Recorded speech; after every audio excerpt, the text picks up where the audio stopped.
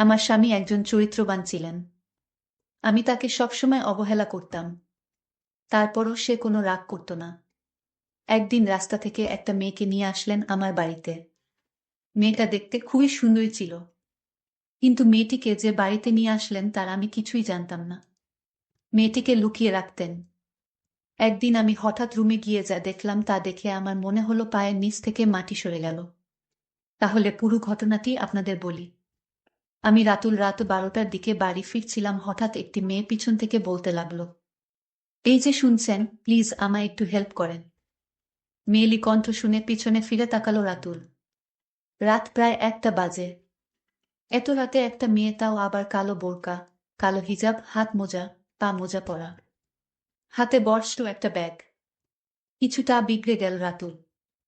কি হেল্প করব আপনায়? আর এত রাতে একটা মেয়ে মানুষ রাস্তায় কেন এই বেশে? আমি অনেক বিপদে পড়ছি, প্লিজ কোথাও আজকে রাতটা থাকার ব্যবস্থা করে দেন। কান্না ভেজা কণ্ঠে বলল। প্লিজ কান্না থামান, মানুষ দেখলে বাজে ভাববে। এত রাতে একটা ছেলের কাছে হেল্প চাচ্ছেন, আজব মেয়ে আপনি। বিপদে পড়লে মানুষ আজবই হয়ে যায়।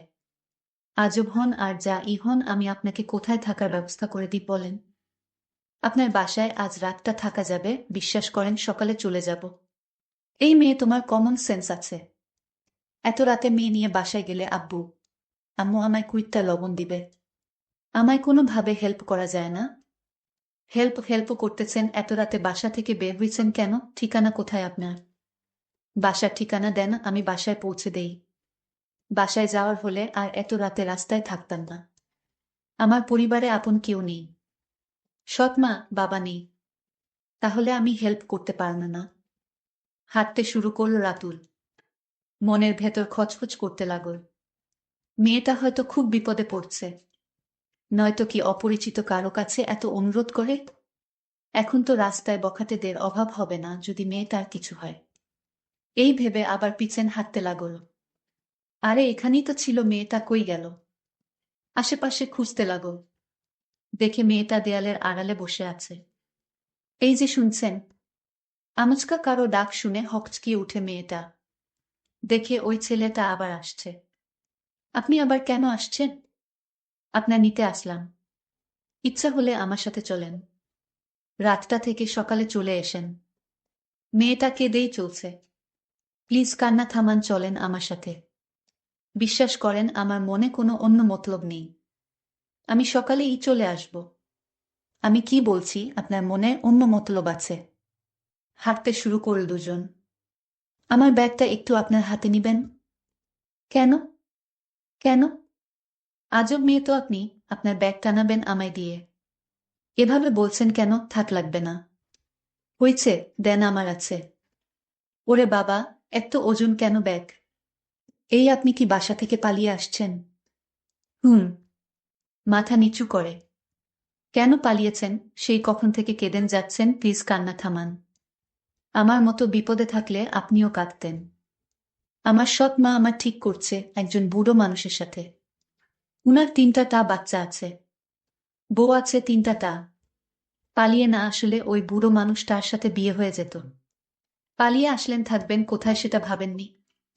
আত্মীয় স্বজন কেউ আছে এখানে? আত্মীয় স্বজন থাকলে কি নির্লজ্জের মতো আপনার হেল্প চাইতাম? আজব মেয়ে তো আপনি, থাকা খাওয়ার জায়গা নেই অথচ বাসা থেকে পালিয়ে এসছেন। যাই হোক, সেটা আপনার ব্যাপার। নাম কি আপনার? জুয়েনা আক্তার মিম। আপনার নাম কি? হায়দার হোসেন রাতুল। আচ্ছা, আমি কি আপনার বাসায় থাকবো আজকে রাতে? বাসায় না তো জঙ্গলে থাকবেন? আমায় বিশ্বাস না হলে রাস্তা মাপেন। বিশ্বাস না হলে কি হেল্প চাইতাম? আপনার বাবা মা যদি কিছু বলে? বাবা মা এখন মনে হয় ঘুমিয়ে গেছে। যেভাবে হোক ম্যানেজ করব, আপনার ভাবতে হবে না।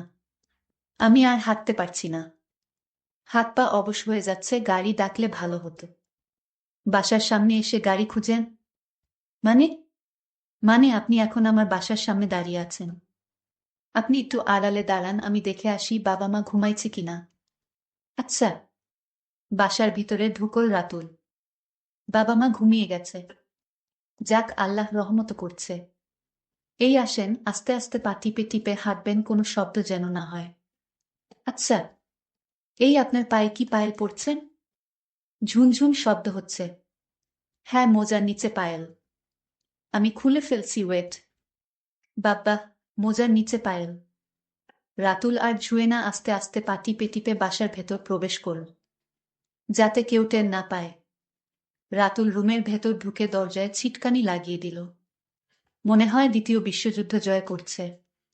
রাতুল ফিসফিস করে জুয়েনার উদ্দেশ্যে বলল, কোনো রকম শব্দ করবেন না। আর এটা আমার রুম। আজকে রাতে এখানেই থাকবেন। জুয়েনা কান্না ভেজা ফাঁপা ফাঁপা কণ্ঠে ফিসফিসিয়ে বলল, আপনি কোথায় থাকবেন? আমি কোথায় থাকব মানে? আমিও রুমে থাকব। আপনি খাটে ঘুমাবেন আর আমি সোফায়। হাজার হোক আপনি আমার অতিথি, অপ্রত্যাশিত অতিথিও বলতে পারেন। অতিথির আপ্যায়ন না করলে আল্লাহ আমায় পাপ দিবে। না না, আপনি খাটে ঘুমান। আমি সোফায় ঘুমাবো। এমনিতেই আপনায় অনেক বিরক্ত করছি। বিরক্ত করেননি, ঝামেলায় জড়াইছেন। বাবা মা টের পেলে কি হবে সেটা আল্লাহই জানে। আচ্ছা, আপনি সেই কখন থেকে কেঁদেই যাচ্ছেন, প্লিজ কান্না থামান। হুম। কি হুম? আপনি মনে হয় অনেক ক্লান্ত। হাত মুখ ধুবো, অনেক ক্লান্ত লাগছে। আচ্ছা, আপনি হাত মুখ ধুয়ে আসেন। আমার খুব ক্লান্ত লাগছে। আমি সোফায় শুয়ে পড়ছি। আপনি খাটে শুয়ে পড়েন ফ্রেশ হয়ে। হুম। আর শুনেন, সকালে কেউ দরজা নক করলে দরজা খুলবেন না। দরজা নক করলে আপনি গেস্ট রুমে চলে যাবেন। আর আপনার ব্যাগটাও খাটের নিচে রাখেন। আচ্ছা? কোনো মেয়েলি জিনিসপত্র রুমে রাখবেন না ভুলেও। সব ব্যাগে গুছিয়ে রাখেন। কালকে সকালে চলে যাবেন কিন্তু। দেখতেই তো পাচ্ছেন কত রিস্ক। চলে যাব। আমার বউ তার বাপের বাড়ি গেছে। কালকে দুপুরে চলে আসবে। এসে যদি আপনার এই রুমে দেখে তাহলে একদম মেরে ফেলবে। কি আপনার বউ আছে? কেন, আমার বউ থাকা কি অস্বাভাবিক কিছু? না, সেটা বলিনি। যাই বলেন। যান, ফ্রেশ হয়ে শুয়ে পড়েন, আমার খুব ক্লান্ত লাগছে, এখন ঘুমাবো। রাত প্রায় 2টা বেজে গেছে। সকালে উঠে আবার অফিসে যেতে হবে। জুয়েনা হাত মুখ ধুইতে গেল। রাতুল সোফায় শুয়ে পড়ল। লোকটা কত ভালো। আমার জন্য কত রিস্ক নিল। এমন ভালো মানুষও এই যুগে আছে। লোক তার ভেতরে খারাপ কোনো দৃষ্টিভঙ্গি নেই। এসব ভাবতে ভাবতে তাড়াতাড়ি হাত পা ধুয়ে নিল। খুব ক্ষুধা পেয়েছে। কালকে দুপুরে ভাত খেয়েছে, এখন পর্যন্ত এক ফোঁটা পানিও মুখে দেয়নি। আবার খুব কান্না পাচ্ছে। চিৎকার দিয়ে কান্না করতে ইচ্ছে করছে। কান্না করলে বুকের ভেতরটা হালকা হতো। এমনটা হবে জুয়েনা কখনো ভাবতেও পারেনি। আজকের এই রাতটা হয়তো কখনো ভুলতে পারবে না। মাথার ভেতর দাগ কেটে থাকবে। লোকটার কালকে দুপুরে সকালে চলে আসবে। সকালে চলে যেতে হবে, কিন্তু কোথায় যাবে? তার জন্য যে সব দুয়ার বন্ধ। মাথার ভেতর প্রচন্ড পেইন হচ্ছে। ক্ষুধার জ্বালা সহ্য হচ্ছে না। এখন কি লোকটাকে ডাকা ঠিক হবে? অনেক বিরক্ত করছি উনাকে। খাটের উপর বসে রইল। ব্যাগেও খাবার কিছু নেই। লোকটা মাত্র শুইল। খুব ক্লান্ত বোধ হয় উনি। এখন ডাকলে কি রকম রিয়েক্ট করবে কে জানে। যে রকম রিয়েক্ট করার করুক। বিপদে পড়লে সব রকম রিয়েক্ট সহ্য করতে হয়। বিপদটা নিজের ভুলের কারণে হয়েছে, তাই সব রকম পরিস্থিতি নিজেরই ফেস করতে হবে। রাতুলের কানের কাছে গিয়ে আস্তে আস্তে বলল, এই যে শুনছেন? বেশি জোরেও কথা বলা যাবে না। আবার বলল, এই যে শুনছেন, একটু উঠেন প্লিজ। ধুর, উনি উঠছে না। এইটুকু সময়ের ভেতর এত গভীর ঘুমে তলিয়ে গেল। না, এভাবে উঠবে না উনি। অন্য পন্থা অবলম্বন করতে হবে। রাতুলের পায়ে পানি ছিটা দিল। রাতুল সাথে সাথে হকচকিয়ে লাফিয়ে উঠল। এই কে? কে? চুপ! আমি জুয়েনা। কিছুটা বিরক্ত ভাব নিয়ে বলল, ও আপনি? এতক্ষণ তো বোরকা হিজাব পরা ছিলেন, তাই চিনতে পারিনি। খুব বিরক্ত হচ্ছেন তাই না? জানেন আমি কালকে রাতে ভাত খেয়েছি, এখন পর্যন্ত একটু পানিও মুখে দেইনি। ক্ষুধার জ্বালায় ঘুমাতে পারছি না। যদি কিছু খেতে দিতেন। মেয়েটার মুখটা একদম শুকিয়ে আছে। চোখগুলো ফুলে গেছে। নাকের ডগায় ঘাম জমেছে বিন্দু বিন্দু। কি মায়া মেয়েটার ভেতর! এত মায়াবী মানুষ কি করে হয়? খুব মায়া হলো মেয়েটার প্রতি। আচ্ছা, আপনি বসুন, আমি ডাইনিং রুম থেকে খাবার নিয়ে আসছি। নিঃশ্বাস ছেড়ে বাঁচল ছুঁয়ে না। না, লোকটা খুব বেশি ভালো। কি ধৈর্য! জগৎটা এত বেশি বৈচিত্র্যময় কেন? কিছু কিছু মানুষ নর্দমায় ময়লা আবর্জনার চেয়েও খারাপ। আর কিছু কিছু মানুষ খুব বেশি ভালো। তখন তাকে খাবার দিলাম। আর বলে দিলাম, খেয়ে ঘুমিয়ে পড়ুন। ঠিক আছে, আর আপনাকে ডিস্টার্ব করব না, আমি খেয়ে ঘুমিয়ে পড়ছি। সকাল হলো, আপনি গেস্ট রুমে চলে যান, এখানে থাকবেন। আমি একটু বাহির থেকে আসছি। এসে দেখি মেয়েটা অসহায়ের মতো গেস্ট রুমে বসে রয়েছে। আমি এসে বললাম, চলে যান, সকাল তো হলো, আপনি তো বললেন সকাল হলে চলে যাবেন। প্লিজ আজ রাতটা থাকতে দিন, আমি কাল চলে যাব। হায় আল্লাহ, আমি কোন বিপদে পড়লাম! প্লিজ আজকের রাতটা আপনার বাড়িতে থেকে সকালে চলে যাব। আজব তো, আপনি কাল বললেন আজ চলে যাবেন, আর এখন বলতেছেন কাল চলে যাবেন। আমি বউ বাপের বাড়িতে থেকে একটু পরেই এসে যাবে, তখন কি হবে? আপনাকে দেখলে আমায় মেরে ফেলবে। আমি গেস্ট রুমে থাকবো, কোনো শব্দ করব না। মেয়েটার এমন আকুতি মিনতি দেখে আর না করতে পারলাম না। তার কথা মেনে নিলাম। একটু পর আমার স্ত্রী বাড়িতে চলে আসলো, আর মেয়েটি দ্রুত গেস্ট রুমে চলে গেল। আমি বললাম, কিভাবে এত সকাল সকাল চলে আসলে? আমাকে ফোন করলেই তো তোমাদের এগিয়ে নিয়ে আসতাম। আমার বউ বলল, আর এত দরদ দেখাতে হবে না।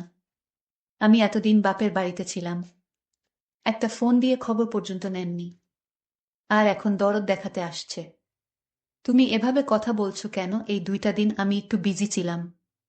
তোমার আর বিজি কিসের? আর বলো না। আমার বন্ধু রাশেদ বলেছে তার সাথে ব্যবসার কাজে লাগতে।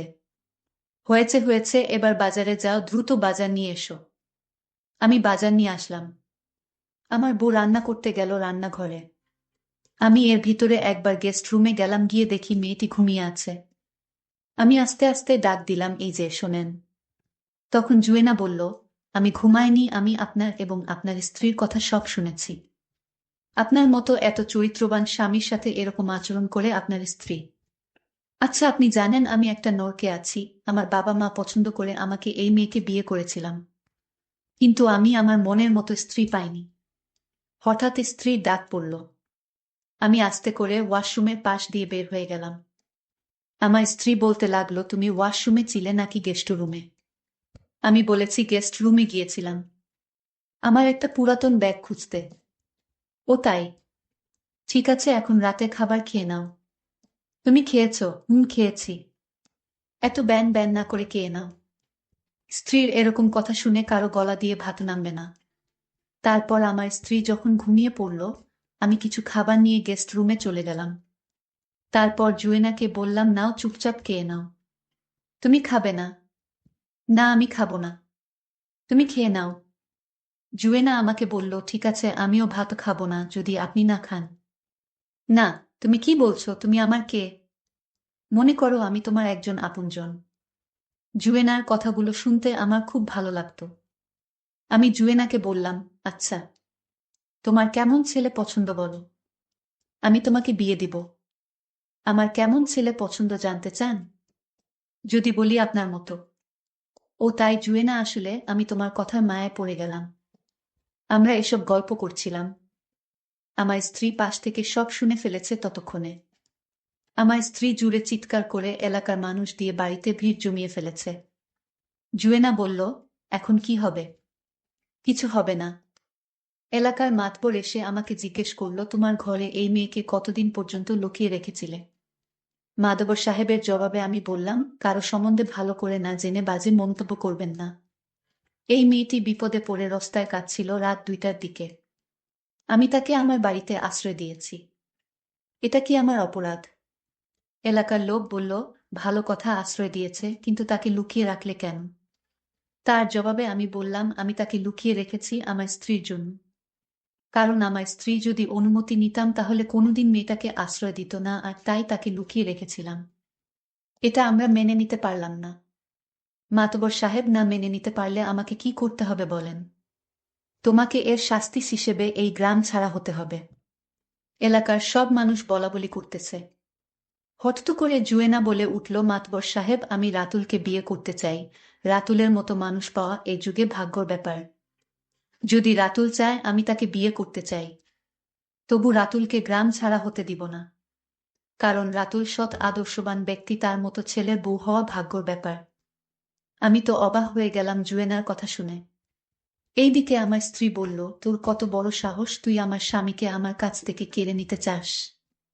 রাতুল বলল, আমি তোমাকে রাখতে চাই না। তোমার সাথে সংসার করে আমি জাহান্নামে জ্বলছি। তোমার মতো দুশ্চরিত্রা নারীকে এ বাড়িতে রাখব না। এতদিন সহ্য করছি, আমার মা বাবার দিকে তাকিয়ে আর সহ্য করব না। তুমি এ বাড়ি থেকে চলে যাও, আমি ডিভোর্স লেটার পাঠিয়ে দেব। দর্শক বন্ধুরা, তোমরা হয়তো ভাবতেছ যে আমি জুয়েনাকে পেয়ে আমি আমার স্ত্রীকে ডিভোর্স দিচ্ছি। এটা তোমাদের একেবারে ভুল ধারণা। জুয়েনাকে না পেলেও আমি তাকে ডিভোর্স দিতাম। বন্ধুরা, আজকের গল্পটি কেমন লাগলো তা অবশ্যই কমেন্ট করে জানাবেন। দেখা হবে নতুন কোনো ভিডিওতে, সেই পর্যন্ত সকলে ভালো থাকবেন। ধন্যবাদ।